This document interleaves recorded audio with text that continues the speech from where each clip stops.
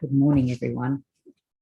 My name is Marit, and I'm going to speak to you today on our mindfulness journey about a topic that doesn't get talked about much in Christian circles, and that is about betrayal. You know, yesterday we talked a little bit about Mary and putting the beautiful perfume over Jesus' feet and wiping her hair over his feet and washing his feet. And that beautiful perfume filled that room. And Jesus spoke to Mary and said that what she has done has been done to prepare him for burial. But there was someone in the room who was a bit indignant. He didn't like this.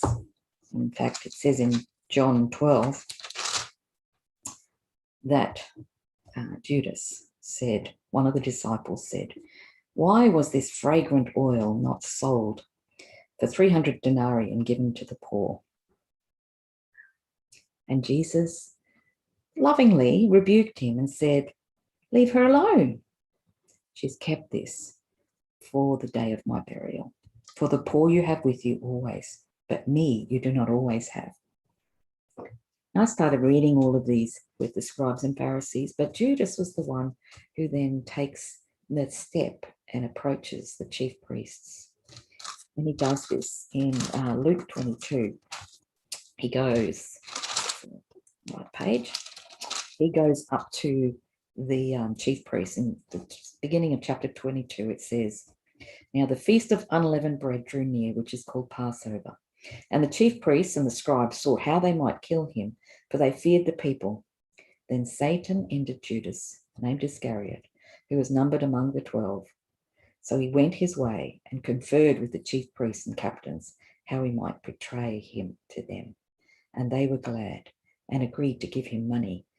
Then he promised and sought opportunity to betray him to them in the absence of the multitude." So Judas has now conspired. But you know, Jesus loved Judas. He'd been one of the 12. He would have been sent out with the 12 to preach, heal the sick, cast out demons. He would have been one who would have broken bread with him every day. He was there at the upper room, we're going to go into the upper room experiences in a few days, but he was there in the upper room when Jesus washed his feet. And Jesus knew all along that Judas was going to betray him. And, Judas was also the one that, there's comments here that he was a bit money hungry. He would dip his fingers into the purse, the common purse they had for the group. And Jesus also knew this. So why did he make him treasurer? That's interesting. Jesus knew all things. He knew what was in people's hearts. So he would have known that Judas was a little bit money hungry.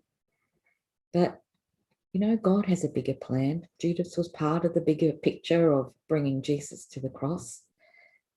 And somewhere in Hebrews it says that, God is bigger than the devil. We need to know that. But, there was another betrayal that's recorded in Scripture, and that's the betrayal of Peter.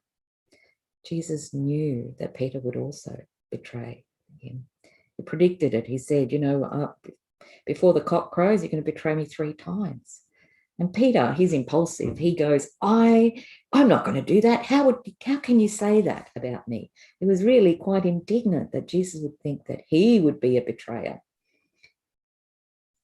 But you know what? At the Last Supper, when Jesus said, there's a betrayer amongst us, every one of the disciples looked at each other and said, "Is it me? Is it me?"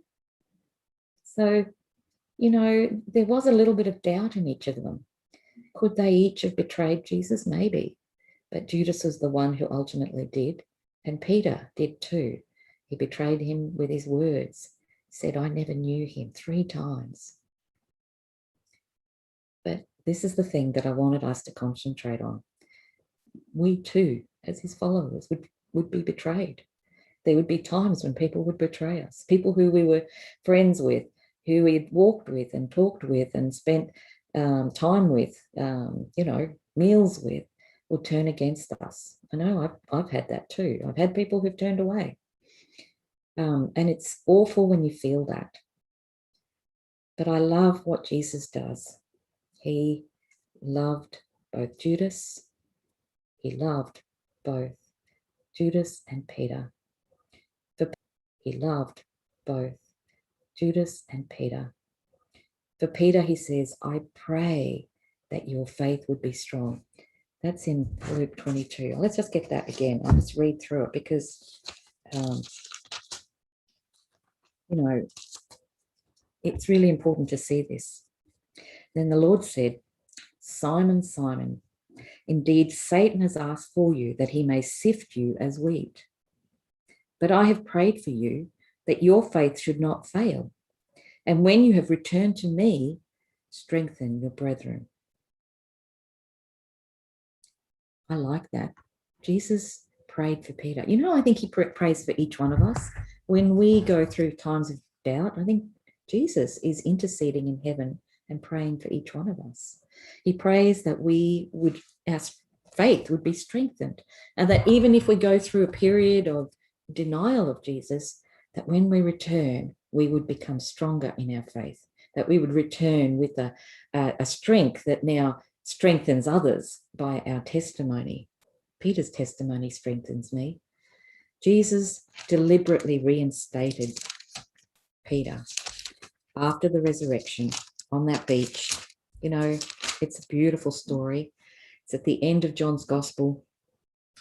And it's, it's like a little private, intimate moment between Jesus and Peter.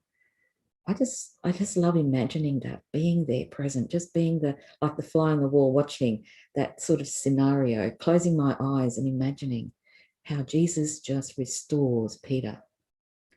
And it's in John's Gospel, chapter 21, from verse 15. So when they had eaten breakfast, Jesus said to Simon Peter, Simon, son of Jonah, do you love me more than these? He said to him, Yes, Lord, you know that I love you. He said to him, Feed my lambs. And he said to him a second time, Simon, son of Jonah, do you love me? And he said to him, Yes, Lord, you know that I love you. He said to him, Tend my sheep. Jesus said to him the third time, Simon, son of Jonah, do you love me? Peter was grieved because he said to him the third time, Do you love me? And he said to him, Lord, you know all things. You know that I love you. Jesus said to him, Feed my sheep. I love that.